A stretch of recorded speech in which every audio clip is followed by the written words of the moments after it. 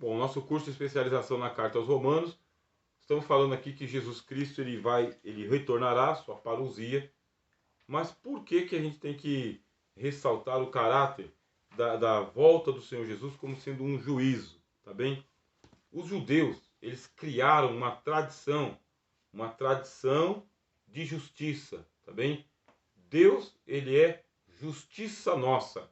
Você vai encontrar esta expressão nos profetas. O Senhor é justiça nossa. Inclusive o profeta Ezequiel diz que esse nome, Jeová Tisqueno, sabe? O Senhor é nossa justiça. O Senhor Tisqueno, o Senhor é nossa justiça. Esse nome vai estar gravado bem assim como um outdoor gigante em cima do templo do Senhor, da Nova Jerusalém, da nova cidade de Deus, do novo templo de Deus. Deus é a nossa justiça, ou Deus é a justiça nossa, ou o Senhor é a nossa justiça. Então criou-se uma tradição assim bem frenética entre os profetas de que Deus tem que intervir com justiça, porque não é possível que o Deus verdadeiro seja omisso à justiça. Ele precisa ser justo. Lembra lá na parte do Abraão? Abraão dizendo: longe do Senhor condenar o justo com o ímpio. Abraão intercedendo por Ló, o seu sobrinho. Os irmãos lembram, as irmãs lembram. A partir daí, lógico, você vai lá para o livro de Gênesis, Deus está sempre agindo com juízo. E o juízo de Deus é sempre presente. Adão e Eva pecam, o juízo de Deus se manifesta. São banidos do paraíso. Caim mata Abel, Deus se manifesta e o Caim é banido daquela terra próspera onde ele estava, foi para um outro lugar. Depois nós vamos ver a turma toda se desviando da presença de Deus e vem o juízo final sobre os diluvianos, então os pré-diluvianos. O juízo final varreu a turma toda para casa. Para que casa? Para a casa de baixo. Foram todos para baixo. Então o que acontece? O Senhor Deus, ele é apresentado como o justo juiz, que não fica deixando o mal se alastrar sem tomar providências. Depois ele chama Abraão. Quando Abraão ele vai parar no Egito, Deus entra com juízo na casa de Faraó, forçando Faraó a devolver Sarai para Abraão. Depois Deus vai lá, destrói Sodoma, Gomorra. Quer dizer, Deus está sempre participando da vida diária das pessoas, dos reis, da turma de casa, do mundo inteiro, do palácio. Deus é juiz. Só que esses juízos de Deus, eles são intermediários, meus irmãos. E foi se criando uma tradição. A tradição do justo juiz. Não brinca com Deus não, porque Deus vai te colocar no juízo. Deus vai te jogar no juízo. Qual que é a sentença máxima do juiz? É a morte. Deus determina a pena capital para crimes, para atitudes que são dignos de morte. Mas o tempo passa. Os profetas surgem. E os profetas vão criando a teologia do juízo final. Eles vão trazendo a revelação de que vai chegar o dia do juízo final. Deus vai entrar no cenário da história e, de acordo com os profetas, o juízo final, meus irmãos, vocês podem ler todo o Velho Testamento. Para os profetas, o juízo final não acontece na esfera da eternidade. Vocês acreditam nisso? Está aqui a Bíblia, aqui, eu estou com a Bíblia. Você pega a sua. Começa a leitura lá nos profetas, tá bem? Começa a sua leitura lá nos profetas Isaías e para lá no profeta Malaquias. Leia os 4 profetas maiores e os 12 profetas menores. Se você ficar insatisfeito, vá para o livro dos Salmos, livro de Provérbios, o livro de Jó. Vá para depois os livros históricos. Começa lá com o livro de Ruth e você não pare mais. Vá até o livro de Esdras. O que você vai encontrar? Que Deus é o juiz da terra. E que o juízo final é aqui, na terra. Por quê? Porque os seus pecados são terrenos, meus irmãos. Tudo que você e eu fazemos está na ordem do dia. Está na planilha. É algo previsível. Então Deus julgará os homens na terra. Como que Deus fará? Vai ressuscitar o pessoal da terra. Porque é na terra que as pessoas estão. As pessoas fizeram o que fizeram e não pagaram pelos seus crimes. Não pagaram pelos seus pecados, pelas suas blasfêmias, pelas suas ofensas. Aí você vai encontrar duas linhas, tá bem? Duas linhas de juízo dentro do judaísmo, tá? Duas linhas. Uma que diz que Deus vai ressuscitar todo mundo e depois mandar de volta para a sepultura a turma mal. E a outra que vai dizer o seguinte: o ímpio já está sendo julgado na hora da morte mesmo. Qual que é o juízo sobre o ímpio? Ele não vai ressuscitar de jeito nenhum. Esse é o juízo. São duas linhas que você vai encontrar, no mínimo duas, tá? Dentro do judaísmo. Agora, nós não estamos no judaísmo. E nós já ultrapassamos a era dos profetas. Não é que a gente venceu a era dos profetas. É porque nós já ultrapassamos. Nós estamos na era messiânica, meus irmãos. A era messiânica não é a era dos profetas. O Cristo trouxe o reino dos céus para nós. Colocou o reino aqui entre nós. Não é um reino político. Não é para colocar gente sentado na cadeira para mandar nos outros. É o reino de Deus para trazer a verdade dos céus e mudar o nosso destino final. Ponto. Mais ou menos isso, tá? Então o reino de Deus chegou e trouxe justiça. Que justiça que o reino de Deus trouxe? Não é a justiça da terra. Não é a justiça na horizontal. Ele trouxe a justiça de Deus, que é uma justiça transcendental. E esse transcendental, os irmãos e as irmãs devem entender o seguinte: é uma justiça que está acontecendo agora no céu. É uma justiça que não tem para onde mudar. O céu não tem como melhorar essa justiça. É a mesma justiça que está lá diante do trono de Deus, para os anjos, arcanjos, serafins, querubins, para os justos aperfeiçoados, para quem entrar para o andar de cima, a mesma que está lá chegou para nós aqui embaixo. A mesma. Isso é assustador, meus irmãos. Isso é amedrontador para todos nós. Nós estamos em uma comunhão com a eternidade agora. E por quê? Porque o juiz entrou no mundo. Entrou como? Na pessoa de Cristo. Jesus é o juiz dos vivos e dos mortos. E essa dimensão do juízo terreno que os profetas tanto ensinaram, que Deus julga na terra, que o juízo é para quem está aqui na terra, para implantar e implementar o reino dele aqui na terra. Aí nós vamos entrar nas esferas das discussões escatológicas, tá bem? As discussões escatológicas que tem uma turma chamados de pré-milenistas, talvez algum dos irmãos aqui das irmãs seja pré-milenista, que vai dizer que o Senhor Deus vai instaurar o milênio, o reino de Cristo na terra. Mas só que os pré-milenistas não estão sozinhos. Eles têm os amilenistas, que são seus companheiros. E os amilenistas dizem que o reino de Deus já está acontecendo. E não é um reino político, não é um reino literal. E tem os pós-milenistas que falam, o reino já está quase acabando, e você não percebeu.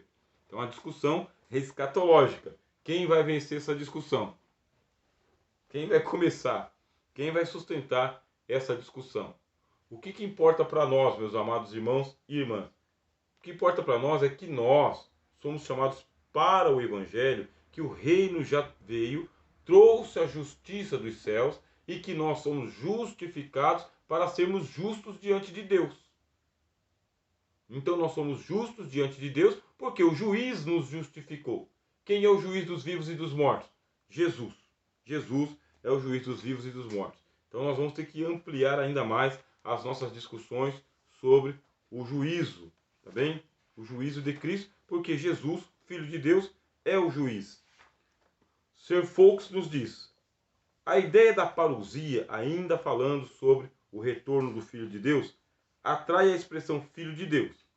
Aquele que virá, Jesus, acha-se no céu. Veja só, meus irmãos, se vocês emprestarem aí o seu coração para essa frase, vocês vão ficar espantados. Jesus acha-se no céu, na glória de Deus. E por que na glória de Deus? João capítulo 17.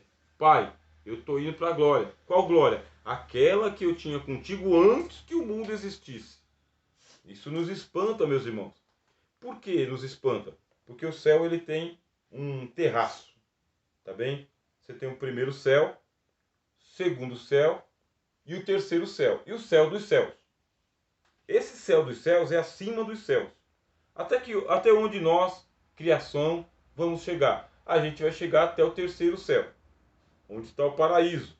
É o lugar que Deus criou para todo mundo que for alcançado pela cruz. Lá a gente chega. Só que tem um lugar para cima desse terceiro céu, chamado de céu dos céus. É um terraço. Terraço de Deus. Quem está lá? Só Deus e o Espírito Santo. Quem mais? Jesus. A Bíblia diz que ele penetrou na presença de Deus. Ele foi para cima do céu dos céus. Levar o sacrifício dele lá para cima, para dentro da divindade, aonde só tem o Pai, o Espírito Santo e o Filho. E nós não vamos. E por que nós não vamos? Porque o nosso lugar é no terceiro céu. Ah, eu queria subir um pouquinho mais. O diabo também queria subir um pouquinho mais. E aí ele foi arremessado ao mais íntimo do fogo do inferno. É o que diz o livro de Ezequiel. Então nós vamos até o terceiro céu, que é tudo que nós podemos imaginar da nossa herança em Jesus Cristo. Porque lá para cima do céu dos céus, no terraço, é o Pai, o Filho e o Espírito Santo, é morada dos três. Ali é o gabinete secreto da eterna Trindade. Só pertence a Deus, não a nós. Como que nós entramos acima do terceiro céu? Na pessoa de Cristo e na pessoa do Espírito Santo. Quer dizer, o Cristo, o Filho de Deus e o Espírito Santo, eles entrando lá, eles levam as nossas causas.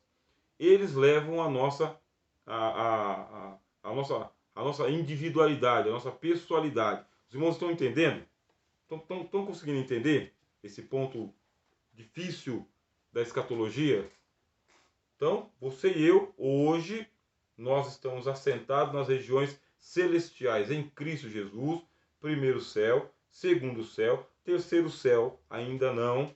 Vamos chegar. Quando chegarmos lá, terceiro céu, a casa do Pai tem muitas moradas. Vamos ficar por ali mesmo e não tem limite esse terceiro céu. Você vai subir, subir, subir, subir, subir e você nunca vai chegar no teto. Não vai chegar.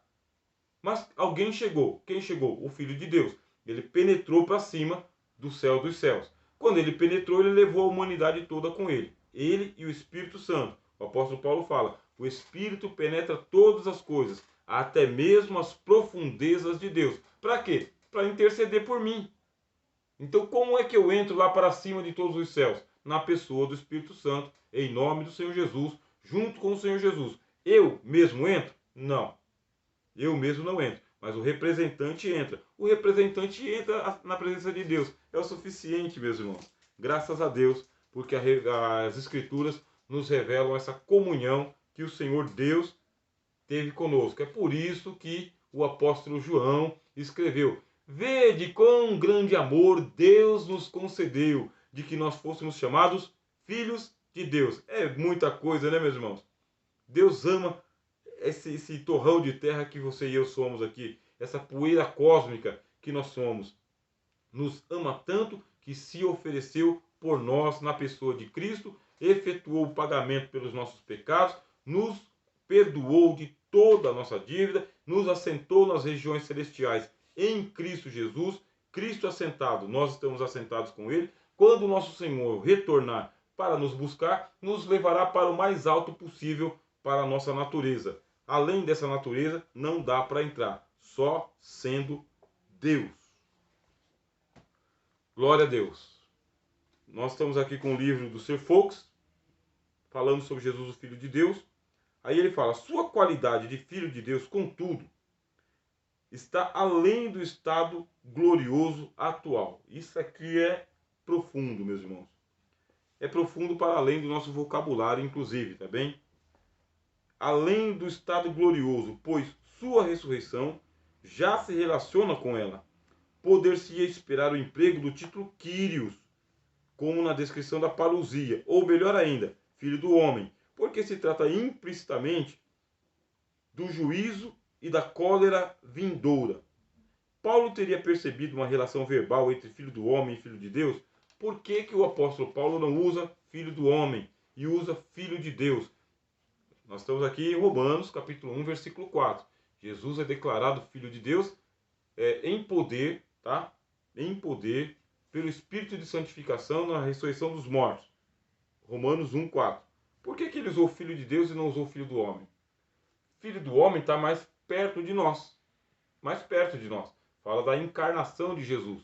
Só que Paulo ele quer expressar para nós que nós estamos numa relação tão misteriosa com alguém que existia antes que o mundo existisse, que já havia sido declarado Filho de Deus. Os irmãos lembram, lá no conselho da Eterna Trindade, antes que o mundo fosse criado, foi declarado Filho de Deus. Tu és o meu filho, hoje eu te gerei. Então Paulo está relacionando a nossa redenção com alguém que já existia desde sempre para todo sempre. É para enaltecer o cenário da comunhão entre o homem mortal e o Filho de Deus imortal. É para nos elevar à adoração, meus irmãos. Deixa eu falar um pouquinho sobre adoração. Um pouquinho só. Nós temos que evitar a todo custo, meus irmãos, todo custo cometer sacrilégio na adoração. Evitar a todo custo. O apóstolo João disse: fujam dos ídolos. Porque o ídolo e a idolatria é uma mácula na adoração. Adoração é uma palavra que a gente usa assim, latria. Latria é adoração. Doulia é veneração. Então, doulia, veneração. Latria, adoração. Quando se adora um ídolo, idolatria, tá vendo? Idolatria. Você adora uma imagem. Por quê? Ídolos é imagem. Latria é adoração. Quando que acontece a idolatria? Quando a adoração não chega para Deus, meus irmãos. Pronto. Lá está Deus, no útero da eternidade, acima de todos os céus, inacessível, impensável, incomunicável. Não tem como chegar no eterno. Ele é transcendente, está fora da nossa realidade. Mas eu quero adorá-lo. Eu quero adorá-lo, mas não sei quem ele é.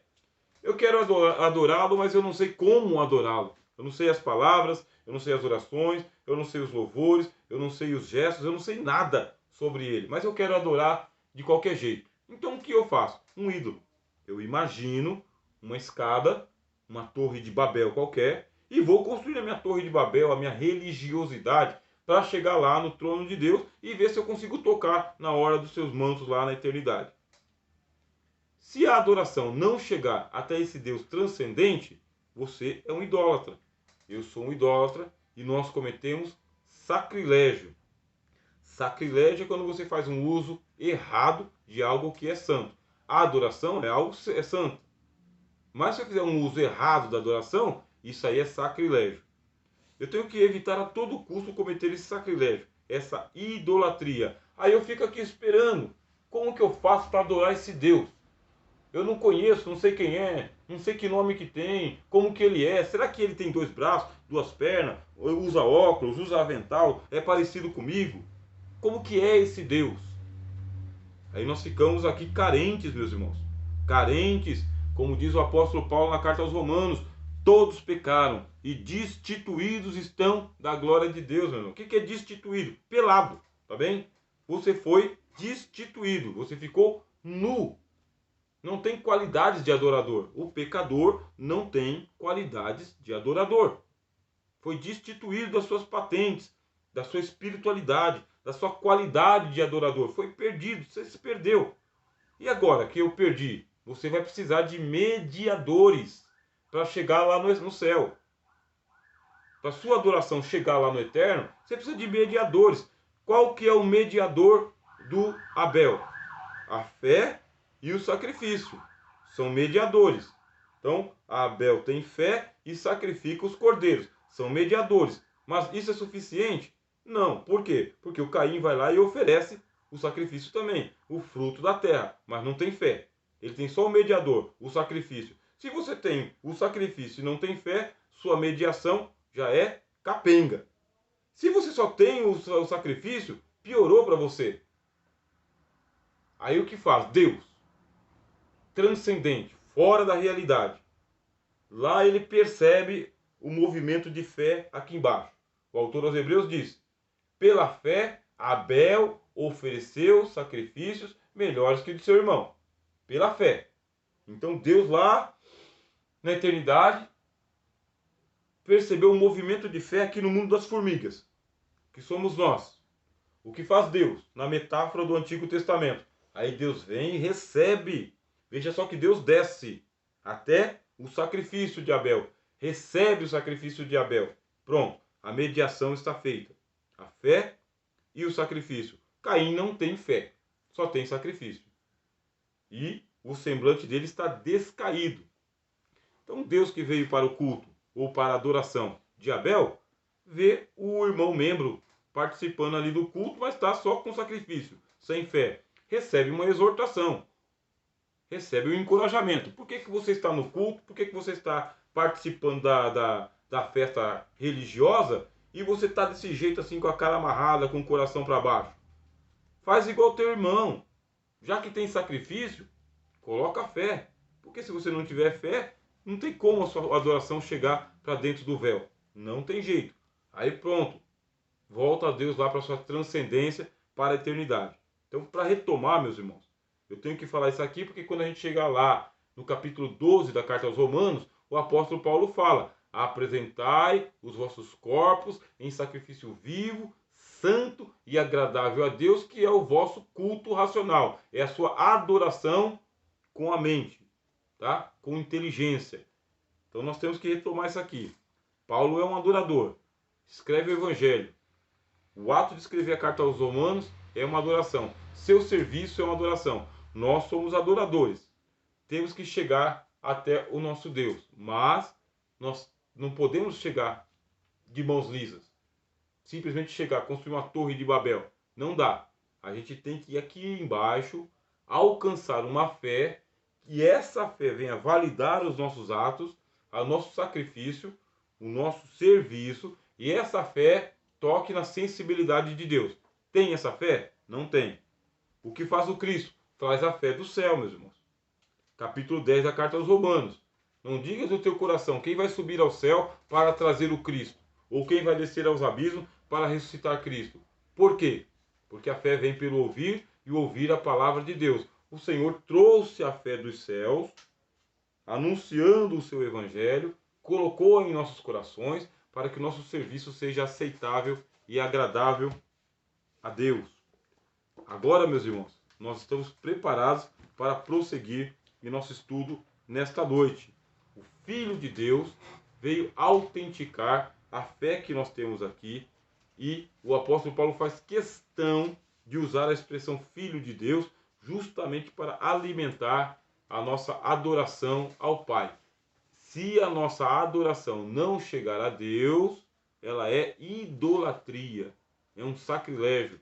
E só chega no céu a adoração quando ela é feita em espírito e na verdade. Qual verdade? A verdade do Evangelho. Deixa eu fazer aqui uma pausa, meus irmãos. Abrir para vocês a palavra.